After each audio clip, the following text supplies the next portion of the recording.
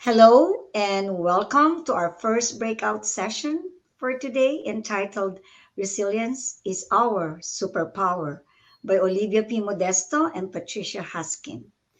Olivia Panganiban Modesto is an associate professor at Texas A&M University, Kingsville, Department of Teacher and Bilingual Education, and the coordinator of the Master in Science Reading Program.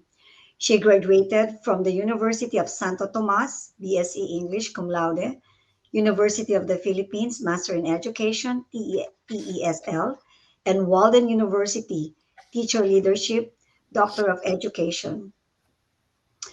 She was the recipient of the 2019 Teacher Educator of the Year awarded by the Texas Association for the Education of Young Children and 2017 Exemplary Teacher Award by the Association of Filipino-American Teachers of America. She enjoys walking, journaling, and taking pictures of flowers with her phone. On the other hand, Patty Huskin is an associate professor of special education in the Department of Teacher and Bilingual Education at Texas A&M University, Kingsville. She teaches both graduate and undergraduate classes. Dr. Huskin is a special educator for nearly 40 years. She has published in special education, disability studies, and the scholarship of teaching and learning. Areas of specialization, research, inclusion strategies, and teacher preparation. She has served as the graduate and undergraduate special education program coordinator and an instructional coach for 9 years. Without further ado, let's welcome Dr. Modesto and Dr. Haskin. Thank you. Thank you Thank for joining you. us. Thank you. Good morning, everyone. We would like for you to put on the chat where are you joining us from? Where are you? Please put on the chat. Could Home. you write the home? Where is home? Oh, there's one from the Philippines. Yay. San Antonio, Mabuhay. Harlingen, Salamat Edinburgh. kababayan for joining us. Lots of RGV folks. Mm-hmm. McAllen. Awesome. McAllen. Mm-hmm. I am Houston. I am Hello. presently in Albuquerque, New Mexico. Well, Sandia Park, New Mexico, because it is spring break. Yes.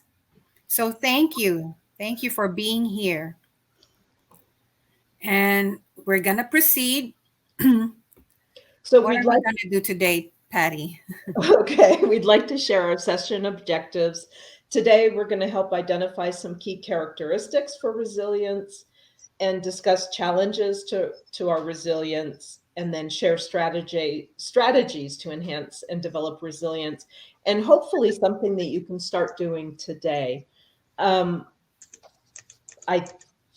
think we're ready to begin. Yep. And this is us. Dr.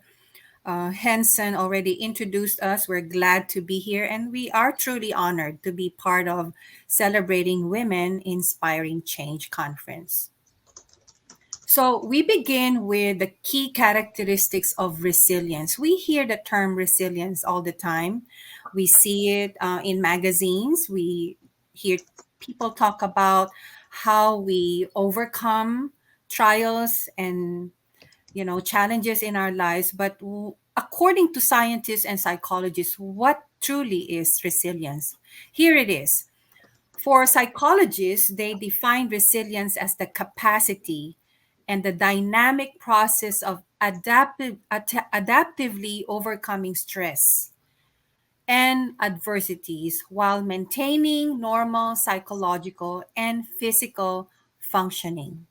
So it's a capacity and process. Take note of that. It's a process. It's also the process of adapting well. We see that term again, and this is another scientific definition of resilience. Adapting well in the face of adversity, trauma, tragedy, or significant sources of stress. And we know there are a lot of sources of stress in our lives. could be from family and relationship problems, could be from health problems, or financial challenges, and of course, workplace stressors. I'd like to share with you this beautiful definition of resilience that I found. I actually found this on an article related to sports. And this is by Abigail Young. And she said, resilience, a result of the interplay between environmental and genetic factors, is not only bouncing back, because that's the common definition for resilience. It's more than bouncing back, it is the potential to face and triumph over hardship. And it's the process of successfully adapting in the face of adversity and the outcome of not only having adjusted well, learning how to cope in the middle of adversity, but of thriving and flourishing as a result of challenging circumstances. So it's beyond overcoming, it's after overcoming or while overcoming, remaining to thrive and flourish as a result of dealing with challenging situations in our lives. We're going to share some stories. Patty and I will share stories about how we went through some hardship and how we have exhibited resilience. Go ahead, Patty. I guess, I mean, certainly throughout life, there have been times of hardship, but for me, probably the most significant was deciding in 2013 to make a career change and take on an academic position. When I graduated with my doctorate, it was a long time ago. It was 1997. And I went back to pre-K 12, special education. And truthfully, the whole research agenda or publishing wasn't part of that. It was showing up in the early in the morning and to meet the bus and staying until dark. And this was a new challenge for me. I lovingly refer to it as a slow walk through hell. But it was a 6-year process, and there was a lot that was left on the line. I mean, you get through that 6-year process, and then it is all determined by other people. Your committees, you go through department and college, and then chair and dean and president and provost, and then the board of regents. And every step of the way, you get judged along the process. And truthfully, there was a lot on the line, and it was a harrowing experience. If promotion and tenure hadn't been achieved, I would have found myself at age 62 looking for a new job, and just the impact on family. Mhm. And I think emerging from that process, it helped me be a better professional and a better person to take on a more mentor role. So through that resiliency, you emerge on that other side as a better person. And I think that's the process we're going to talk about today. It also kind of connects Dr. Modesto and I to the notion of helping to instill resiliency in our pre-service and in-service teachers in Mhm. our positions at Kingsville. Thank you. Thank you for sharing, Patty. As for me, and of course, I can relate to what she shared, how we have to go through this process of becoming associate professors and getting tenure. As for me, it's more personal. In 2015, I lost my father right after I was hired in Texas A&M University, Kingsville. Prior to that month that I lost my father, I went home to the Philippines because he had a stroke, and that was in May of 2015. I stayed there for a month and took care of him. And he was actually on his way to recovery from the stroke. But in October, he was diagnosed with stage 4 cancer. And 10 days after the diagnosis of a stage 4 cancer, he passed away. And so that was a traumatic event in my life because I was expecting him to recover. Little did we know that he had cancer at that time that he had the stroke. And the doctors even said that the stroke may have come actually from the cancer. And I had plans to bring my father over to the United States. My students know this. I come from the Philippines, of course. And my biggest dream was to make my dad come and live with me and my family. But that never happened. And so it broke my dream, broke my heart. And so it was a very difficult and dark time in my life. But I needed to work. I needed to go back to the United States. I went home for 2 weeks only to take care of everything, of course, bury my dad.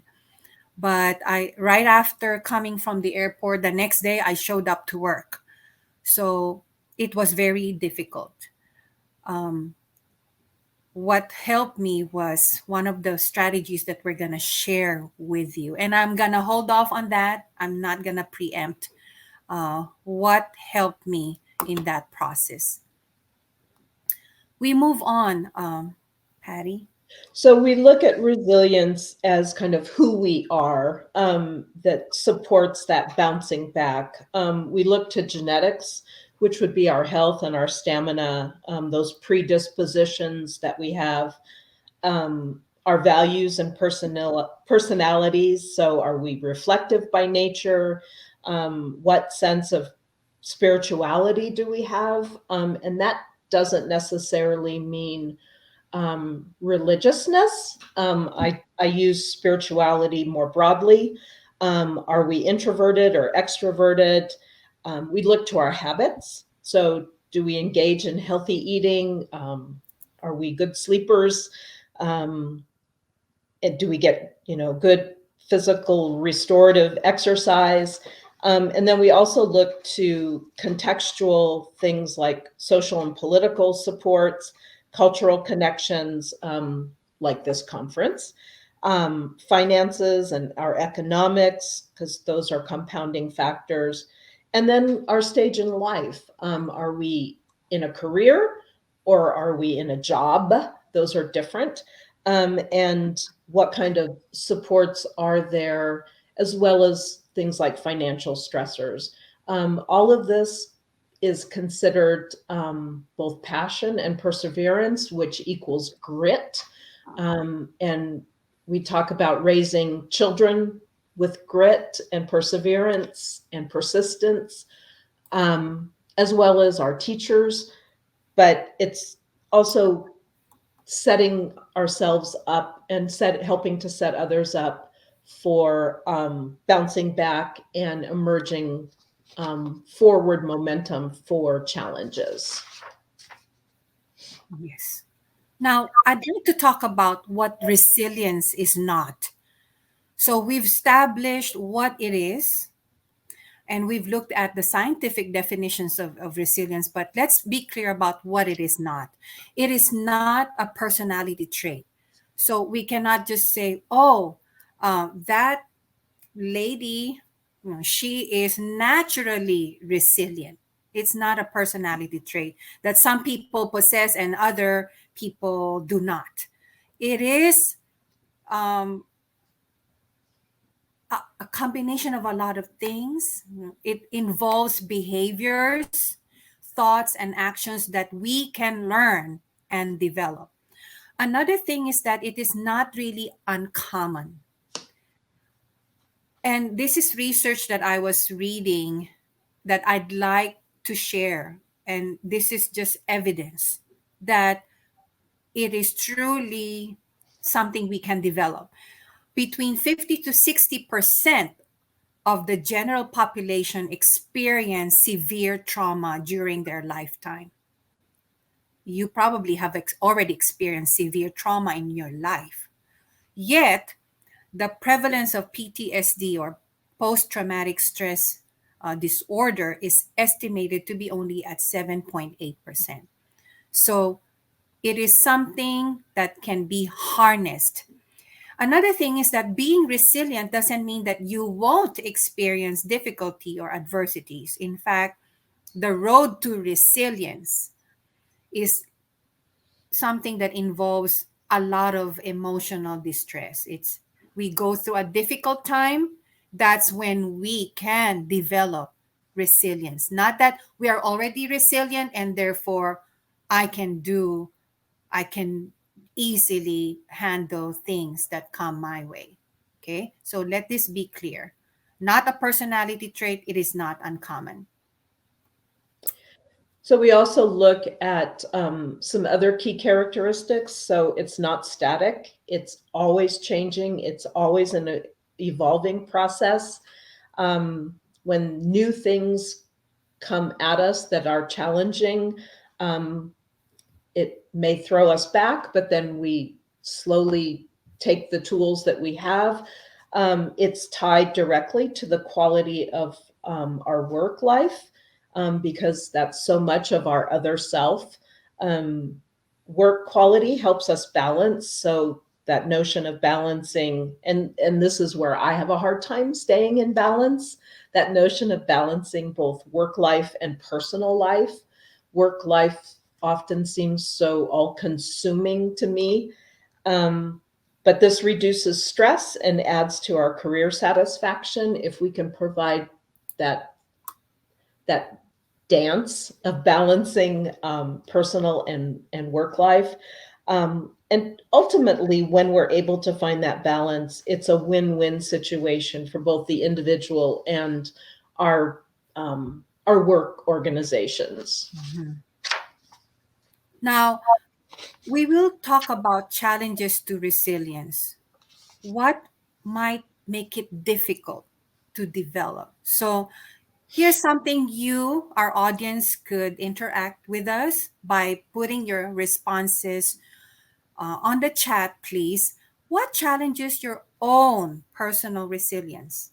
What are some of the things that are, sort of preventing you from enhancing your resilience? Or we can talk about your professional resilience. What challenges your personal resilience? Please put your responses on the chat. And we welcome those who are joining us from the Philippines. It's truly our honor and pleasure to have you. I know it's 1 o'clock in the morning, 1:30 in the morning, And we Sunday in the we Philippines. thank you for for sacrificing your sleep for us. Okay. And you can also write your questions Time management has come up. later, as because some of you may have questions right now. Procrastination. Yes. Yeah, okay. So we're getting answers now Yeah, to our Dr. question. Modesto, excuse Yes. me to interrupt you. Well, we have a Q&A box. They can write their question there, and then Miss Jane can flash them. Mm-hmm. So Yeah. if And you then can we see can, yeah. on the dashboard of your AirMeet, we have a Q&A box. They can also write their responses on that box, Okay. and then Miss Jane will flash it later on. Okay. Thank you. Thank Thank you. you. Great. So we have responses now. Thank you. Here we go. Mm-hmm. Very interesting. Now we'll talk about some of the challenges, and we recognize your responses. Thank you so much. And actually this ties directly into the notion of trying to do everything and be everywhere. No doubt we've all experienced kind of what we refer to as burnout, um, or for some of us near burnout, which is that kind of feeling of sheer exhaustion and maybe a depletion of our resiliency. This gets compounded through toxic stress. And I'm going to add toxic individuals, because for some of us in our work lives, or maybe even in our personal lives, we interact and have to interact with those toxic individuals who challenge our resiliency as well. And also workload. Some of us, I mean, I always think like my to-do list. I have 99 things on my to-do list, and there's no way to get to all of them. And how do you prioritize and provide that balance with getting the things that you absolutely have to do? I see lots of issues with stress and family responsibilities, and we're going to talk some more about that. Yes. So thank you for putting your responses on the chat and agreeing and just reinforcing what we're sharing here. Um, and now we go to So I want to address kind of the most contemporary challenges to our resilience is that for the last 2 years, we've been enduring and trying to emerge from the current COVID-19 stressors that have been on, that we've all endured. Some of us have shifted to remote working, and that isolation has caused some loneliness and additional stresses as we have learned multiple platforms like Blackboard Collaborate or Teams meetings and Zoom and now AirMeet. So that has added to the stressors. There's a two-dimensional aspect of Zoom meetings or virtual meetings that has added fatigue, but also taken away from our personal connections.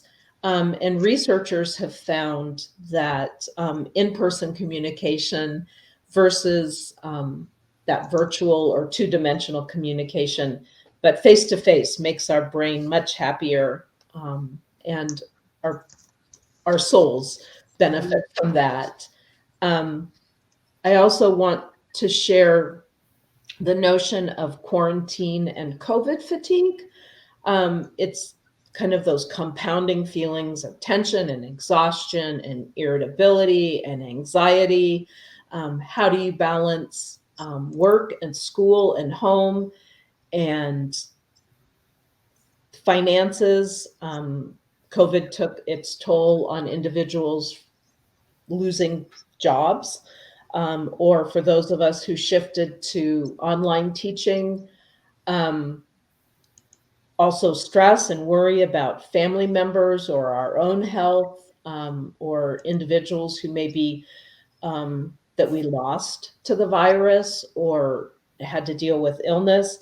I want to share a little bit about that kind of Zoom fatigue, in that there was one point in an 11-hour workday that I spent 9.5 hours in Zoom meetings, and just at the end of the day feeling that my brain was nothing but jello. I mean, I was brain dead. And I think that adds to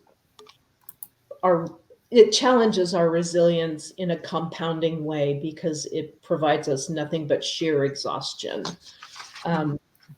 There are things that we can do to help to reduce Zoom fatigue. Multitasking.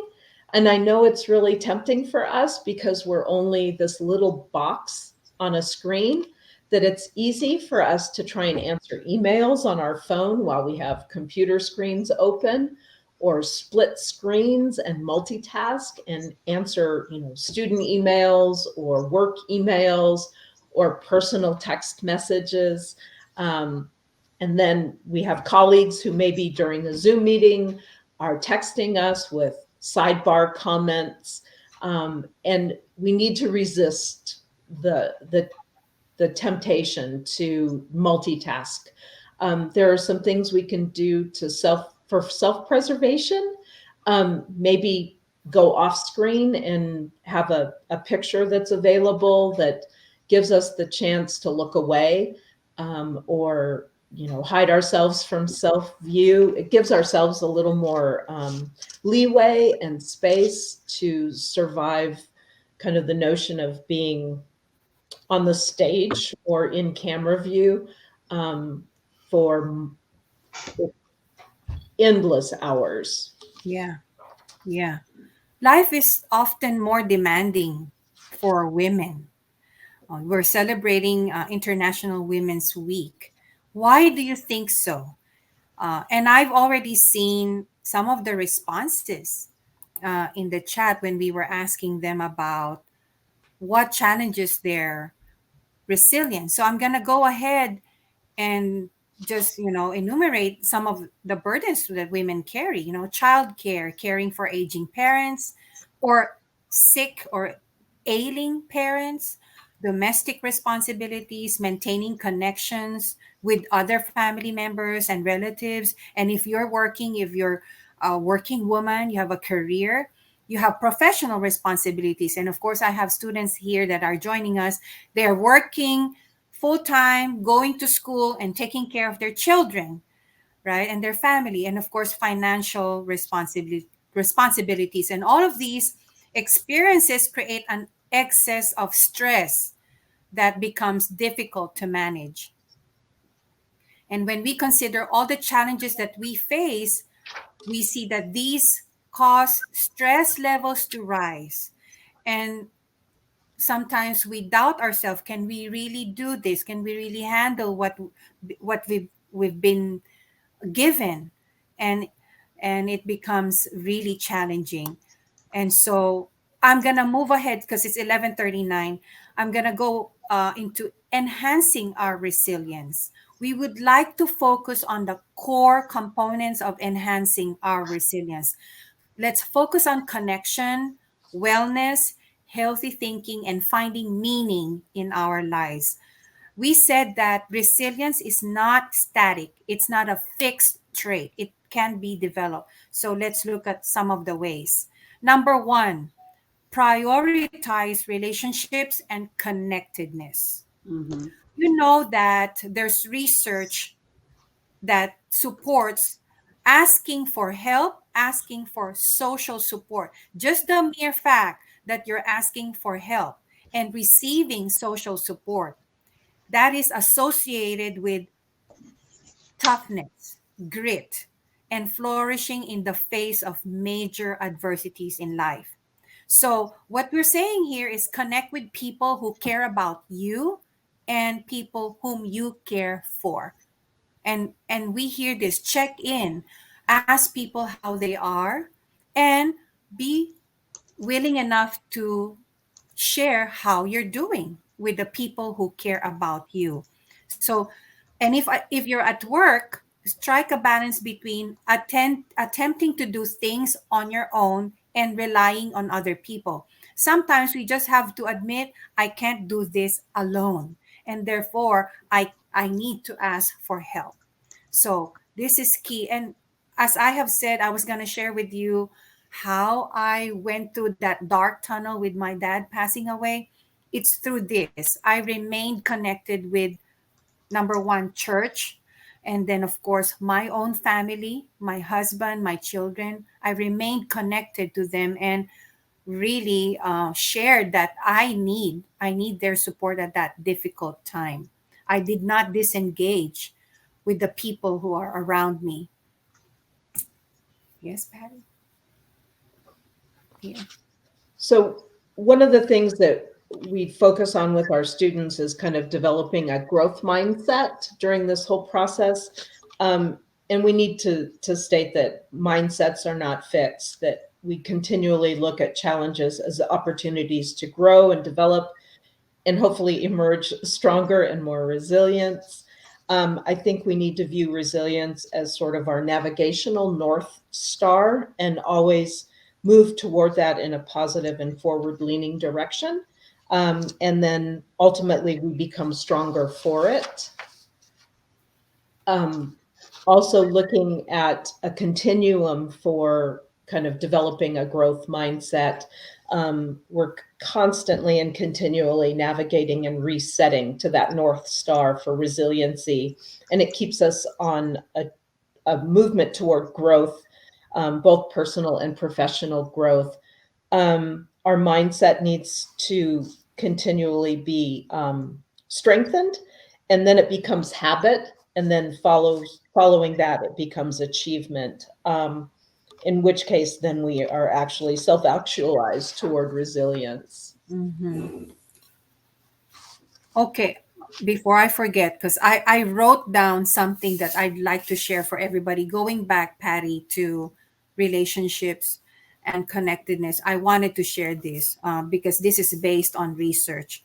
Research with cancer patients found depression to be correlated with poor social support, and depressed patients consistently reported weak or a lack of support from family, friends, and other social contacts. I needed to share that.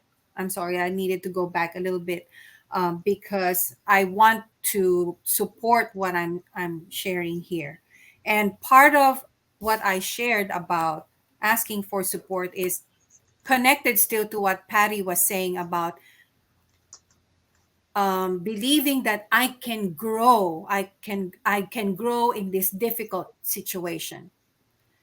It's still connected to that. If I can ask for help, if I can be vulnerable enough to admit I need someone to talk to. Okay, I need someone to tell me what I can do, what my options are. Could be a professional counselor. That's part of maintaining growth mindset. Number three, develop optimism. Optimism is a major indicator of resilience. Okay. Optimists believe that things are getting better all the time, and not just for themselves, but for others close to them and for society in general. Optimists are more confident about what the future holds and believe that they will be able to cope with it. People who are optimistic can see negative events logically and realize that factors influencing negative events are out of their control. What are some specific ways that we can develop optimism? Well, the research says one of the ways is through humor. It's not in the slide, but I have just read it in another article that humor helps us cope with difficulties because it gives us a positive affect or a positive feeling, and not taking everything so seriously. But I have here a specific practice. It's called finding silver linings. This is from Greater Good Science. Greater Good Science is an organization that is research based. And what they do is they research practices that help our well-being. So this practice is called finding silver linings. Now, Mhm. why should we try this practice? Well, when we ruminate on things, ruminating means we keep on thinking about the negative. We keep on thinking about what went wrong in our lives, or how difficult our situation is. That's ruminating. When we focus too much on these things, it casts a cloud over our lives. Okay, and it's associated with depression. So we need to look at the bright side of things when things go wrong. But how can we do that? So here's the technique or the practice or the strategy. You can do this 10 minutes daily for 3 weeks. Number one, you list 5 things that make you feel your life is enjoyable, enriching, or worthwhile at the very moment. These things can be simple things. Oh, I'm in good health. I'm alive. Oh, I drank a delicious cup of coffee this morning. Why? The purpose is to help you shift from a negative state to a positive state of mind.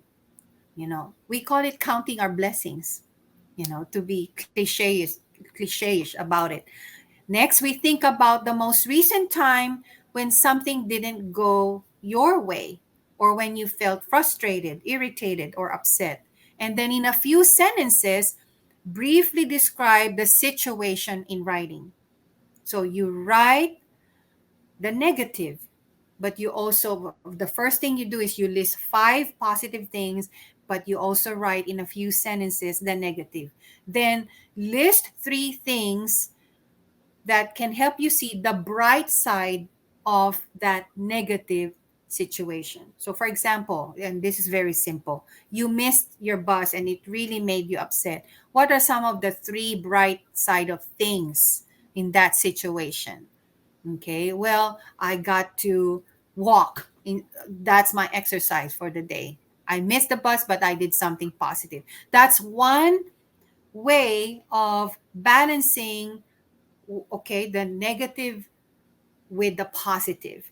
So this is what we call finding silver linings, and I actually have the research that backs this up. So we're not just pulling things because they look nice, but there's evidence that these practices are beneficial to us.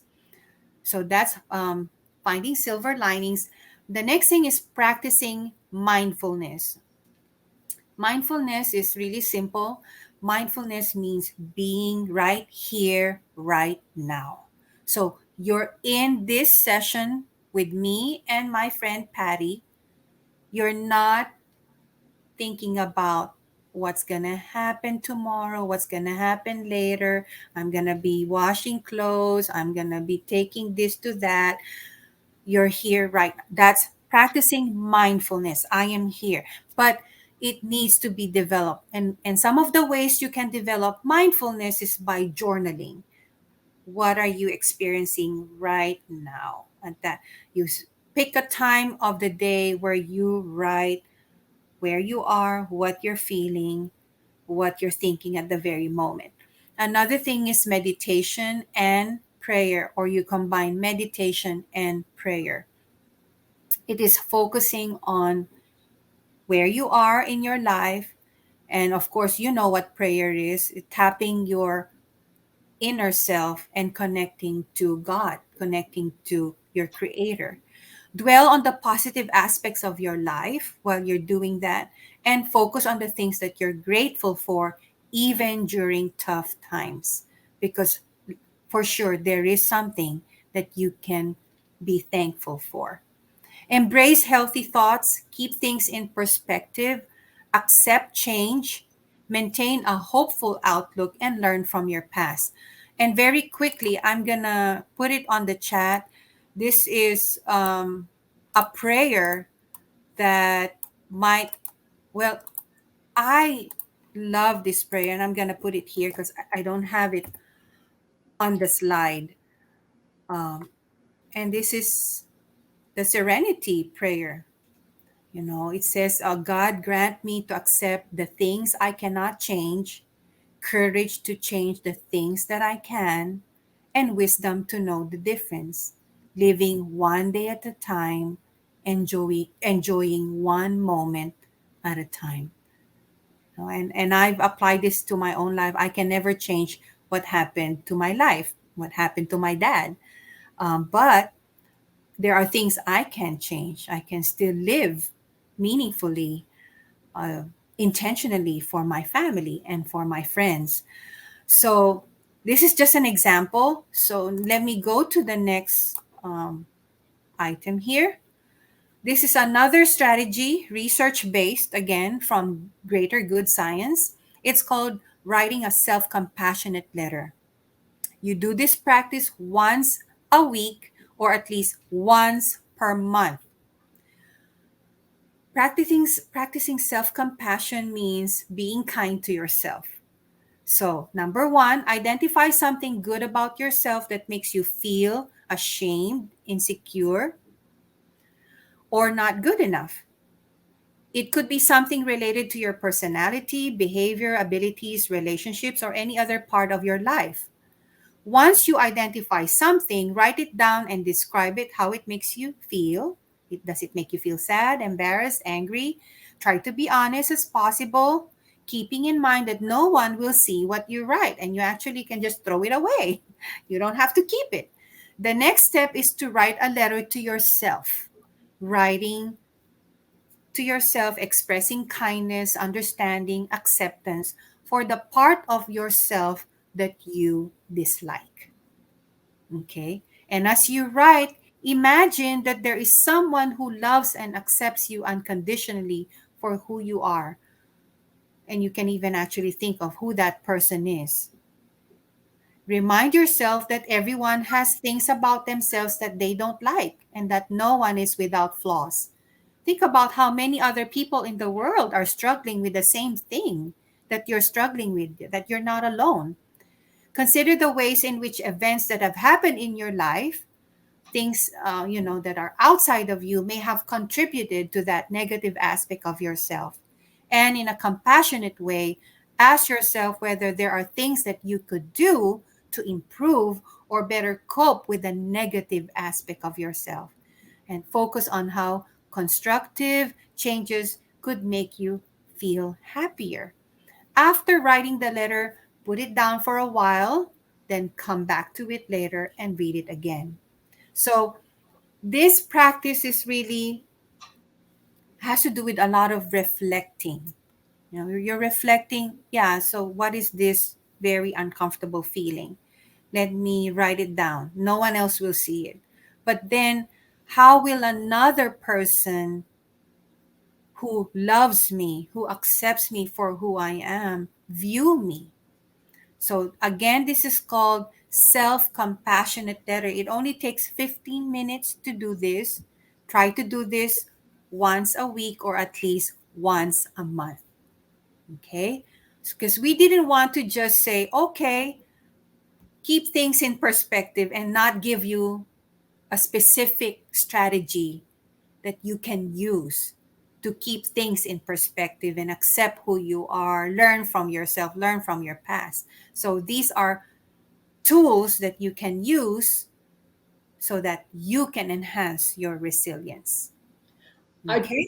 like to Yes. take just 1 second and pull this back toward my role as an educator, in that shifting to having my students do more reflection of their own learning, and how they're going to incorporate that into their selves as either in service or pre-service teachers. um, I think that is an important practice to shift from kind of just in the notion of you teach and then you test, but to teach and then have students make that reflection is more impactful in their learning. Mhm. Yes. So on the chat, you can share something you can do today to enhance your resilience.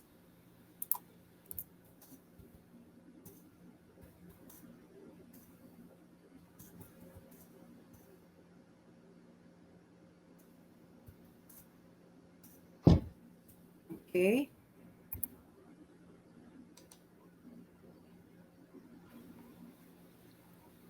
In the speaker chat, it says they can also share with their microphone if they choose to. Okay. Yes. Oh, you can turn on your mics, but of course, one at a time. If you want to comment Or have questions. or That if would be. you have questions.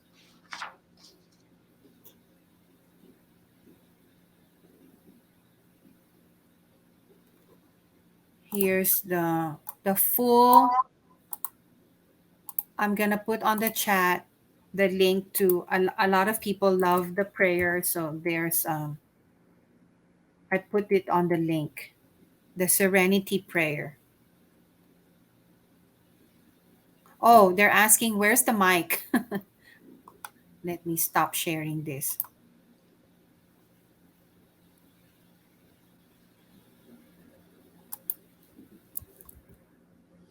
Someone is asking where is the mic. From my screen, it's the symbol should be underneath the PowerPoint. There's a microphone symbol and a camera symbol, like in Zoom.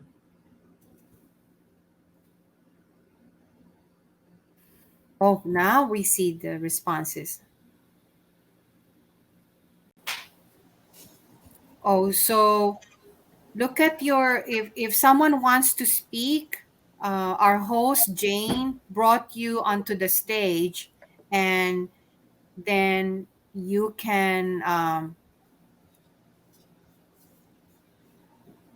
Jane, if you Hello, want to Delia. talk. You're now on stage. You can now speak. Oh, there you are, Well, I Delia. didn't really want to be on stage. Well, no, That's the only None way of you us can use your do. microphone. None of us want to be on stage.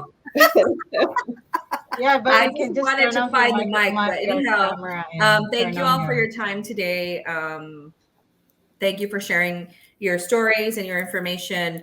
And I just want to say that I love Dr. Modesto. She has been there for me in so many ways. So when I told her yesterday, you're speaking about resilience, like just so many things that I went through last semester, for her to be talking about resilience, it's like, I don't know how to explain it. It's just, it's helped me a lot. She's just an amazing person. I want everybody to know that, in case you don't know already. Well, and I think that both Dr. Modesto and I kind of came to the conclusion that the last few years has been really stressful on our teachers and our students, and it kind of started our quest for seeking more information to support our students through. COVID's been tough. It has. Well, thank you for your time. I can't hear you, Dr. I'm sorry. Thank you, Delia, and I really appreciate that everyone is here, taking the time on a Saturday, okay, and then in the Philippines, early morning on a Sunday, 1 o'clock in the morning, to join us. Um, there are still a lot more strategies uh, on building resilience. We just shared two specific strategies. So what we did was we laid the foundation, the psychological construct of resilience. But if you want to know more about it, I believe you can. I don't know how, but I can share. Of course, with my students, it's easy. I can share. Um, but I think one of who else would like to speak? Jane, I think Miss Merlinda from the Philippines would like to speak because she was asking. Okay. Dr. Medesa, before Miss Erlinda, I would like to show first what Daniela Vasquez and Pablo Martinez post on the comment section. Let me just bring it up on the Yeah, stage. Sure. yeah, then we will have.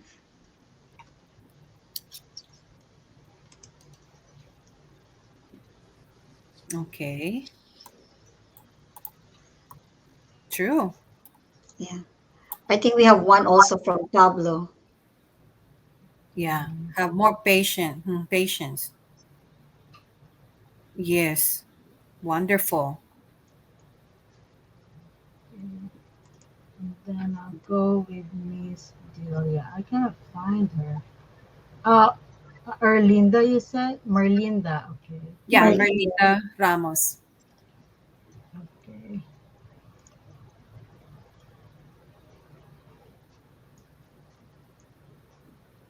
Miss Merlinda, you can now speak.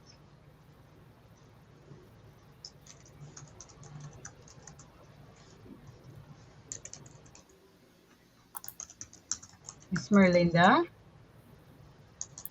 you are now on stage.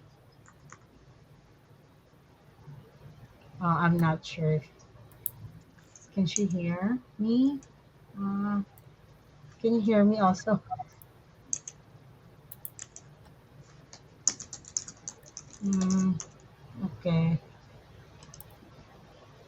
And some of us, some of our participants, they're saying, "Oh, I'm gonna try the self-compassionate letter." Mhm. Where you actually have to confront yourself when you're doing a self-compassionate letter. You write what you don't like about yourself.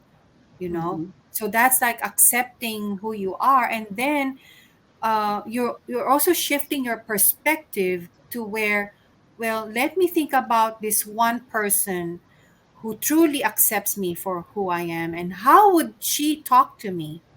So that's how it goes with the self-compassionate letter. And I really appreciate when you guys say, "Oh, let me try that," And the other one is finding silver linings. That's another specific strategy. Uh, I think Merlinda is ready now. Hello, Yeah. Merlinda. yes, Hello. yes, You go hear ahead. me? Okay. Yes. Hi. Good morning here from the Philippines. I just wanted to share. Dr. Olive. She knows me very well and what happened in my journey. I have a cancer. I have a stage two, a breast cancer, and at the same time, it was it happened during the pandemic, exactly during the lockdown of pandemic, March 15. Can you imagine? I'm trying to find a hospital for to confirm my diagnosis, but I can't find any hospital because at that time there's no OPD or outpatient services, and at the same time I'm taking care of two senior citizens, Mhm. and I think part of the just what Dr. Olive has shared, connecting with people. Because the time that I knew that I have that I have something not good in my health, the first person that I connected with is first, of course, the Lord. Okay, and then with the people, I connected with our pastor in the U.S. She is also a doctor now, Dr. Camilo, and he really helps me a lot because during that time he guided me on how to go about it. uh, Depression would really I would say it from every time that he's asking me, are you okay? Because he knows that going through this kind of difficult situation, depression might come to me, but because of prayer, but because of the people who surrounded me, my church, and those people who have been my prayer warriors or support, it helps me a lot uh, to overcome what what I've been struggling during those times. I thought after 2020, it pandemic will stop, and 2021 our life will go back to normal, but it did not happen. uh, Imagine my chemo. It's not only 8 session. I need to go through 26 session because I am HER2 positive.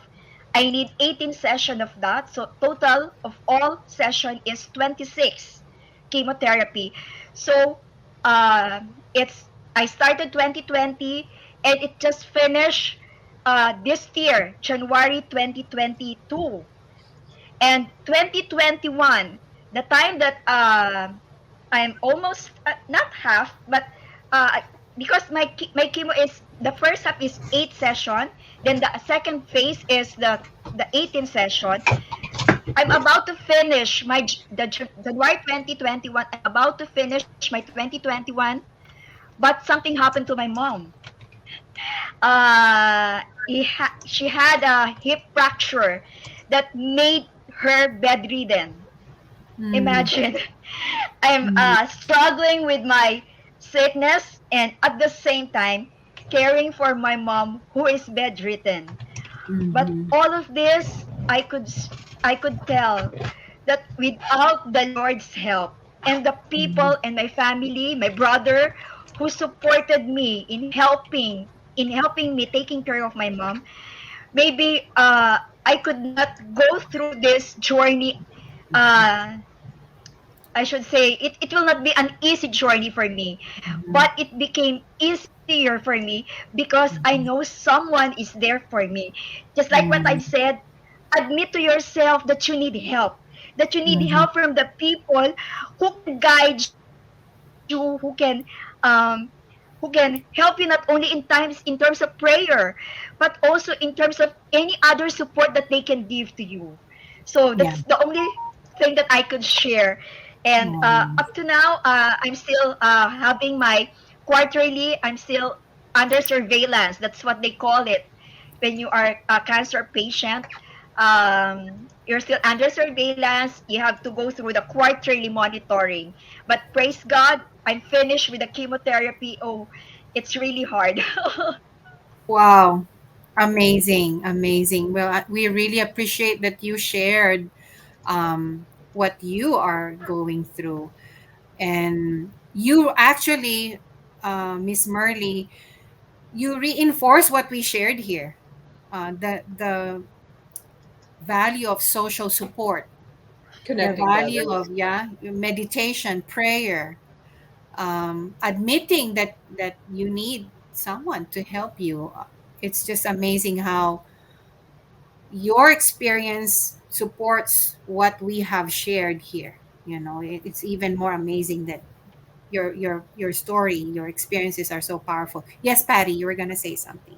No, just that connection. And I suspect we're close to out of time. Hmm. But Yeah, we I think it's really time for us. thank you everyone for joining us this morning. Thank And you thank very you, much. Miss Patty, Jane, Miss Henson, and for everyone who took the time to think about resilience. And we hope that this has helped you. Whether you're going through something difficult or not doesn't matter. We all need to be reminded of some of these strategies or constructs about bouncing back. Bouncing back. Thank you so Mhm. much.